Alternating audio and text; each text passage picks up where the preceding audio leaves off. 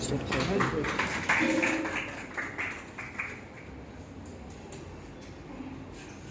को मेरा नमस्कार और मंच पे आसीन बाल आयोग की माननीय सदस्य और सभी मंच पे आसीन जितने भी स्पीकर्स हैं और बीबीए से आए हुए मनीष जी, सूर्या और अन्य जो वॉलंटियर्स आए हैं बीबीए से, आप सभी का बहुत बहुत धन्यवाद कि आपने ऐसी एक बहुत अच्छा कंसल्टेशन ऑर्गेनाइज किया। और सबसे बड़ी बात जो हम लोग बात करते हैं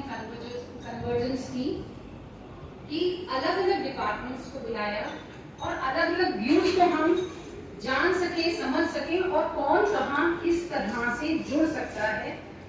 इस चीज को भी देख सके। और कभी कभी बहुत अजीब सा लगता है कि हमारा यूपी सबसे ज्यादा, अगर हम देखें चाइल्ड मैरिज को लेकर के, तो यूपी के ऊपर ही प्रश्न चिन्ह है। और ऐसे जिले जैसे श्रावस्ती, आज भी 51.9% बच्चियां वहां चाइल्ड मैरिज की शिकार हैं। तो ये बहुत ही दुखद है, ये हम सबके लिए दुखद है, क्योंकि हम सब अपने आप को चाइल्ड राइट्स में कार्यरत एक्टिविस्ट कहते हैं। और ये तो केवल एक छोटा सा रूम है जिसमें इतने ही लोग हैं, 50-60 लोग हैं, लेकिन इस तरह के बहुत लोग हैं। और ये इससे भी और ज्यादा, क्योंकि अगर श्रावस्ती में देखें तो बहुत बड़े INGOs भी काम कर रहे हैं। कोई भी ऐसा INGO नहीं दिखता जो श्रावस्ती ना जाता हो, कोई ना कोई प्रोजेक्ट वहां ना होता। तब पर भी श्रावस्ती और बहराइच, ललितपुर, बलरामपुर, सिद्धार्थनगर, ये सारे जिले ऐसे हैं जिसमें बहुत बड़े बड़े INGOs, चाहे वो यूनिसेफ हो, एक्शन एड हो, XYZ जो भी हो, सब काम कर रहे हैं। लेकिन तब भी वहां की दर अगर हम देखें चाइल्ड मैरिज की, तो बहुत सुधार नहीं दिख रहा। तो ये एक बहुत ही बड़ा क्वेश्चन है, वो हम सबके लिए क्वेश्चन है कि कहाँ ये लैक कर रहा है कि इतने सारे एक्टिविस्ट होने के बाद भी ये सारे जिले बहुत आगे नहीं बढ़ पाए हैं। जो आंकड़े इनके पहले थे उससे शायद ही आप कह सकते हैं कछुए के से भी कम चल रहा है। तो ये एक सोचने का विषय है, चिंतन का विषय है, और इसको हम कैसे ठीक कर सकते हैं इसके ऊपर भी हमें सोचना पड़ेगा। फिर अगर हम बात करते हैं चाइल्ड मैरिज की, ये बात बिल्कुल सही है। चाइल्ड मैरिज का मतलब बच्चों का कोई बचपन नहीं। चाइल्ड राइट्स में एक राइट टू पार्टिसिपेशन बहुत इंपॉर्टेंट है। हम बात करते हैं डेवलपमेंट की, हम बात करते हैं प्रोटेक्शन की, लेकिन कहीं ना कहीं पार्टिसिपेशन छूट जाता है। और खास तौर से ये इशू बच्चियों के साथ जुड़ा हुआ है, तो जाहिर सी बात है कि जेंडर डिस्क्रिमिनेशन या जेंडर को लेकर के जो हमारा माइंडसेट है वो ये दर्शाता है कि चाइल्ड मैरिज अगर आज भी 21वीं शताब्दी में 75 साल हमारे आजादी को हो गए, तब तक भी हमारे यहाँ बच्चियां अभी बाल विवाह से आजाद नहीं हो पाई। और ताज्जुब तब लगता है जबकि 2020 में जो बहुत स्ट्रिंजेंट, बहुत स्ट्रिक्ट लॉकडाउन था, उस समय भी उत्तर प्रदेश में 324 बाल विवाह हुए केवल 2 महीनों के अंदर, मई और जून में 324 बाल विवाह हुए उत्तर प्रदेश में। ये केवल उत्तर प्रदेश का आंकड़ा है, और ये तब का आंकड़ा जब लॉकडाउन था। तो ये सारी चीजें बहुत सोचने और समझने वाली है कि क्यों आज भी हमारे परिवार, हमारे गांव के ग्रामीण क्षेत्र के लोग और कुछ हद तक शहरी लोग भी, ऐसा नहीं है कि शहर में बाल विवाह नहीं होते। हम लोगों ने चाइल्ड लाइन में खुद भी शहरों में भी बाल विवाह रुकाए हैं। और ऐसे बाल विवाह कई बार तो इस तरह का हमारे पास केस आया कि हमें पता चला कि बच्ची की शादी है, मतलब शादी प्रोसेस शुरू हो चुका है, 1 घंटे में शादी होनी है, और हमें वहां जाकर के बच्ची को दुल्हन के वेश में लाना पड़ा चाइल्ड लाइन ऑफिस में, क्योंकि हमारे पास कोई ऑप्शन नहीं था। हमें अगर बचाना है, क्योंकि ये हमको इसमें इमोशंस नहीं देखने पड़ेंगे, इसमें हमें बच्ची का भविष्य देखना पड़ेगा। पुलिस कहती है, कई बार ऐसे होते हैं, आला अधिकारी भी कहते हैं कि नहीं अब तो सब कुछ हो गया है, अब छोड़ देते हैं। तो हम लोगों को लगता है नहीं, अभी तो बहुत कम हुआ है, इसके बाद जो होगा वो तो बहुत ज्यादा होगा और बहुत दूर तक होगा, और उसका इम्पैक्ट केवल एक जनरेशन पे नहीं, कई जनरेशन पे आ सकता है, कई फैमिलीज पे आ सकता है, पूरे गांव पे आ सकता है। इसलिए अभी का नहीं, हम तुरंत ही इसको रोकना पड़ेगा।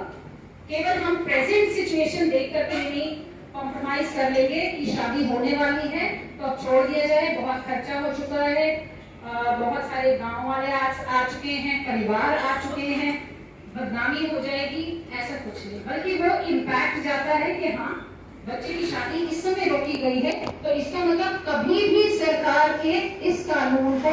पालन करने के लिए कोई भी व्यक्ति उठेगा, कोई भी कानूनी प्रहरी, चाहे वो चाइल्ड लाइन हो, पुलिस हो, CWC हो या कोई भी अन्य व्यक्ति हो, DPO हो, अगर उसको पता चल गया, संज्ञान में आ गया तो शादी रुकेगी ही रुकेगी। तो ये एक संदेश भी है जो कि जाना जरूरी होता था, और इसीलिए हम लोग दुल्हन के वेश में भी अपने लड़की को वापस लाना पड़ता था, सुरक्षित करना पड़ता था, तो हम करते हैं। इसके साथ साथ अगर हम बात करते हैं, जैसे सुबह से सभी लोग कह रहे हैं एजुकेशन की, बहुत सारे बच्चे एजुकेटेड होने के बाद भी क्योंकि परिवार का इतना प्रेशर रहता है, बच्चियां शादी कर लेती हैं, ये करने को मजबूर हो जाती है। अभी कल का ही आपको एक्सपीरियंस बता रही हूँ कि 27 तारीख को एक बच्ची है जिसकी इंगेजमेंट तय हो रही है, और वो बच्ची इतनी जागरूक है कि खुद को कह रही है कि मेरी इंगेजमेंट भी रुका दो, क्योंकि अगर इंगेजमेंट हो गई तो हो सकता है शादी ना हो जाए, और क्लास 10 में पढ़ती है। तो ऐसे बच्चों को सपोर्ट करना, ऐसे बच्चों को एक्सपोजर देना, उनके साथ खड़े रहना बहुत जरूरी है, क्योंकि कई बार ऐसा होता है कि परिवार खुद बच्चों के साथ नहीं खड़ा होता, हमको और आपको खड़ा होगा। और इसके लिए हमें, जैसे कि हम सुबह से बात कर रहे हैं, कन्वर्जेंस की बहुत जरूरत है। हमें CWC का ऑर्डर मिलता है, हम पुलिस थाने जाते हैं, थाने से पुलिस को लेकर के बच्ची के घर पे जाते हैं, और घर से बच्ची को सुरक्षित लेकर के ऑफिस आते हैं या CWC के सामने प्रोड्यूस करते हैं। लेकिन कई बार इसका बिल्कुल विरोध हो जाता है, और ऐसा टाइम भी आया है जबकि गांव में गए और गांव में जाकर के हमारी टीम को चारों तरफ से घेर लिया गया, पूरे गांव में लाठी डंडे सब निकल आए, और उस समय केवल 2 पुलिस वाले अगर थे तो वो कैसे सुरक्षित माहौल बना पाते। तो वहां बात करके स्थिति को कैसे समझाना है, स्थिति को कैसे टैकल करना है, ये सारी चीजें हमें वॉलंटियर्स को और जो हमारे पुलिस वाले हैं इनको ये सब सीखनी पड़ती हैं, जो कि फील्ड में उतर के ही आ पाते हैं। तो इस तरह के चैलेंजेस हमारे पास रहते हैं शादी को लेकर के बच्चियों के। लेकिन इसमें एक बहुत बड़ी बात ये भी है कि ना केवल बच्चियां, हमें बहुत ज्यादा काम करना है लड़कों के ऊपर, लड़कों को भी हमें बहुत तैयार करना है, क्योंकि जहां तक बात आती है जेंडर अवेयरनेस की, बहुत सारी लड़कियों के कॉलेजेस में प्रोग्राम्स होते रहते हैं, स्लम्स में भी हम लोग बहुत प्रोग्राम्स करते हैं। लेकिन ये मेरा अनुभव रहा है, स्लम्स में जब हम प्रोग्राम करने जाते हैं तो लड़कियां तो सामने आती हैं, बात सुनती हैं, अपनी बात कहती भी हैं, लेकिन लड़के कहीं ना कहीं साइड में खड़े होकर के दूर से देखा करते हैं, परंतु वो अपने आप को इस ग्रुप में शामिल होना उनको लगता है कि थोड़ा उनके लिए अच्छा नहीं है, वो अपने आप को सेक्लूड करते हैं। और ये माइंडसेट दर्शाता है कि वो लड़कियों के साथ बैठना तो नहीं चाहते, लेकिन लड़कियों को छेड़ना चाहते हैं, लड़कियों के साथ असॉल्ट करना चाहते हैं, उनको किसी भी तरह से दबाना चाहते हैं, उनको सप्रेस करना चाहते हैं। तो अक्सर जब ऐसा होता है तो हम लोग लड़कों को थोड़ा एनकरेज करते हैं कि आइए आप भी सुनिए आकर। और लड़कों पे काम करना अभी फिलहाल बहुत जरूरी है, क्योंकि आप जितने भी बहुत बड़े बड़े एनजीओ भी अगर देखें, बहुत बड़े स्कूल्स भी अगर आप, जैसे कस्तूरबा गांधी विद्यालय है, इस टाइप के जो स्कूल्स हैं लड़कियों के लिए तो बने हैं, लड़कियों को तो बहुत अवेयर किया जा रहा है, लेकिन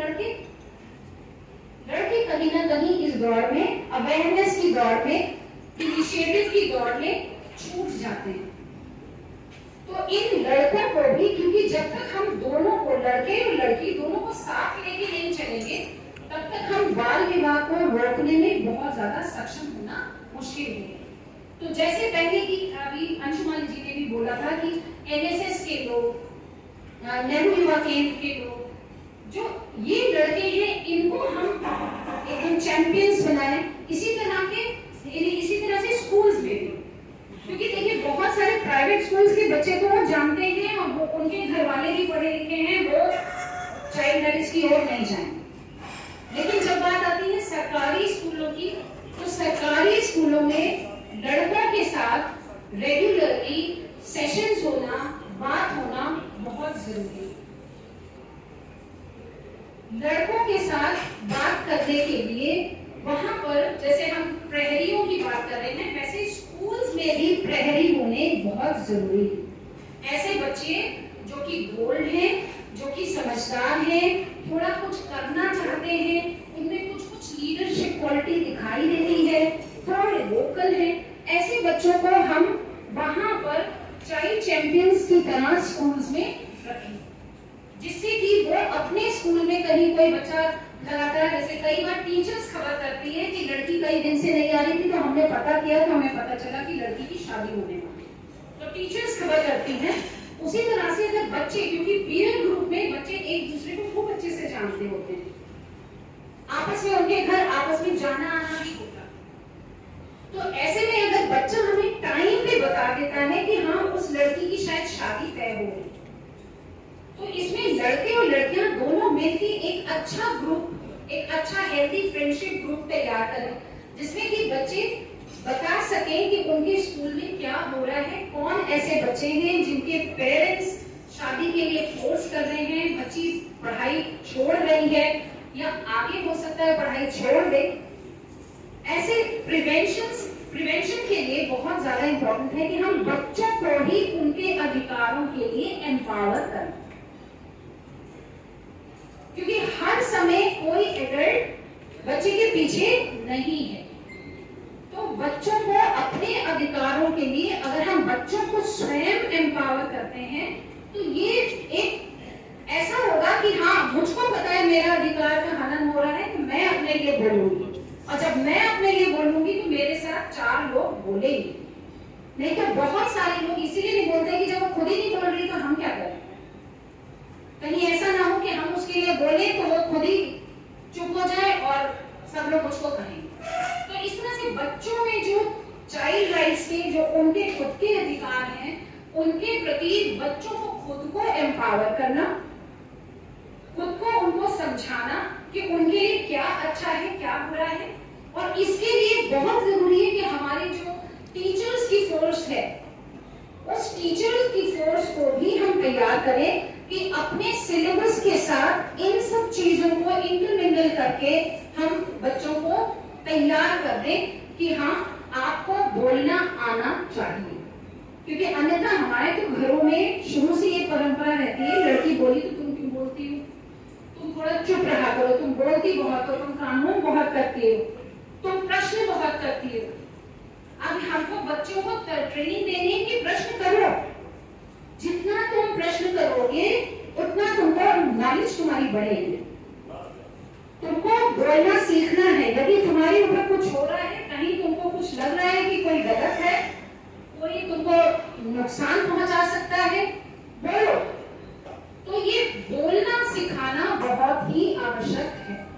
तो इसको लेकर के अगर हम बच्चों को तैयार करें कि वो स्वयं अपने लिए बोलने में सक्षम हो जाएं। बाकी बहुत सारी बातें क्योंकि कह चुकी है, मैं उसको रिपीट नहीं कर रही हूँ। जो मुझे लगा कि मुझे बच्चों को तैयार करना हमें बहुत जरूरी है, और अपने पीयर ग्रुप के लिए कि हमारे साथ में हमारी चाहे वो कॉलोनी हो, लोकेलिटी हो, गांव हो, हमारा ब्लॉक हो, हमारा स्कूल हो, हमारी कॉलेज हो, कॉलेज में भी अगर स्कूल कॉलेज या गांव या आस पड़ोस में कोई बच्चा अगर इस तरह से उसके साथ कुछ गलत हो रहा है, उसकी शादी तय हो रही है, तो वो आपसे नहीं बोल रही, लेकिन आप उसके लिए जरूर खड़े हो जाओ। जो हेल्पलाइंस हैं, चाहे वो 112 हो, 1098 हो, 1090 हो, उसके लिए वो तुरंत तत्पर रहे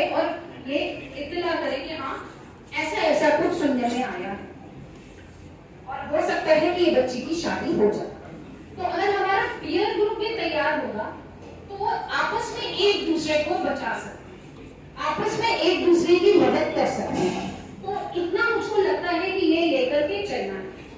दूसरी बात कि हम जो बात करते हैं कि बहुत सारे लोगों को तैयार कर रहे हैं, उसके साथ साथ जो हमारे कलाकार हैं, जो हमारे फोटोग्राफर्स हैं, जो हमारे जर्नलिस्ट हैं, इनको भी इस तरह के विषयों में हस्तक्षेप करना शुरू करना चाहिए,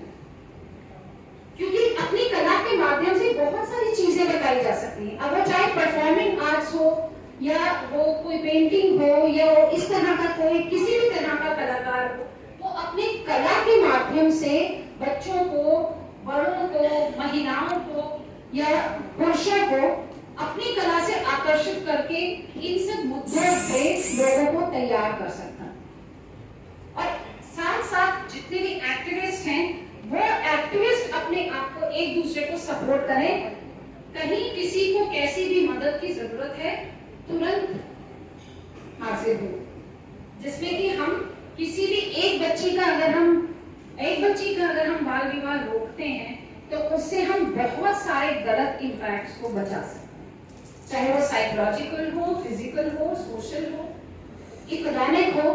कल्चरल, इवन कल्चरल, क्योंकि कल्चरल भी एक बहुत इंपॉर्टेंट एस्पेक्ट है। बच्चियां बहुत सारी चीजें सीख ही नहीं पाई अपने घर में और उनकी शादी हो गई, तो वो दूसरे जनरेशन को, दूसरे परिवार में जाकर के क्या सिखाएंगी? जो उनकी कुत्सित मानसिकता है, वही तो वो अपने आगे परिवार को, अपने जनरेशन को दी। तो उनके पास देने को कुछ नहीं होगा, उनके पास देने को क्या होगा? एक चिड़चिड़ा स्वभाव, कुछ खराब उनके अनुभव, कुछ उनकी दर्द, पीड़ाएं, यही सब तो वो आगे देंगी। तो ऐसी जनरेशन को हम कैसे सोचेंगे कि हाँ, हमारा जो देश है वो इस टाइप की जनरेशन से बहुत आगे बढ़ पाए। हमारी बहुत सारी आबादी ऐसी है जो कि इन सब चीजों में ही अपने जीवन को समेट के रह गई है, कुएं का मेढक बन गई है, जो बहुत अच्छे, जैसे मुझको एक अपने ही परिवार के एक जने की बात याद आती है कि उनकी शादी हो गई थी बहुत पहले, जैसे छोटी उम्र में हो ही जाती थी। उनकी शादी हो गई 9-10 साल की उम्र में। उनका कहना था कि मैं बहुत अच्छा गाना गाती थी, लेकिन जब शादी करके आई और मैंने कोई गाना गुनगुनाया तो सब लोग चिढ़ाने लगे, चिढ़ने लगे। उस दिन के बाद से मैंने गाना ही बंद कर दिया। और कितना भी उनके अंदर आता था कि मैं कुछ कहूँ, मैं कुछ गाऊं, लेकिन उनको डर था, डर बैठ गया कि अगर मैंने कुछ कहा या गाया तो मेरी तो यहाँ पर सब लोग मिल करके, क्योंकि होता भी था, रिलेशन भी ऐसे होते हैं, देवर और भाभी का रिलेशन खूब चिढ़ाओ, नंदोई का रिलेशन खूब चिढ़ाओ। तो ये करते करते क्या हुआ? उसका एक टैलेंट खत्म हो गया, उसकी पर्सनालिटी सबड्यूड हो गई, उसने कुछ भी कहना, कुछ भी करना बिल्कुल समाप्त कर दिया। तो एक बच्चे का जीवन सीधे बचपन तो रहे ही नहीं, सीधा बिल्कुल बाल्यपन से एकदम वो मैच्योरिटी में आ गई। और उसका जो एक एडोलेसेंट और जो एक यूथ होता है, जिसमें बच्चा सबसे ज्यादा सीखता है, सबसे ज्यादा निखरता है, तो वो निखरना उसका समाप्त हो गया। तो इन सारी चीजों को लेकर के समेटते हुए मुझको लगता है कि हमें, मेरी तरफ से ये कि क्योंकि बाकी सारी बातें हो गई हैं लगभग, तो हम बच्चों को ही एम्पावर करें, हम उनको ही तैयार करें कि वो अपने लिए खड़े हो, अपने साथियों के लिए खड़े हो, और उनमें ये क्षमता हम लाएं कि समाज अब तुमसे है। हम समाज की जो बागडोर है वो आगे तुमको संभालनी है, तो तुमको तैयार होना है, तुमको आगे बढ़ना है। बहुत बहुत धन्यवाद।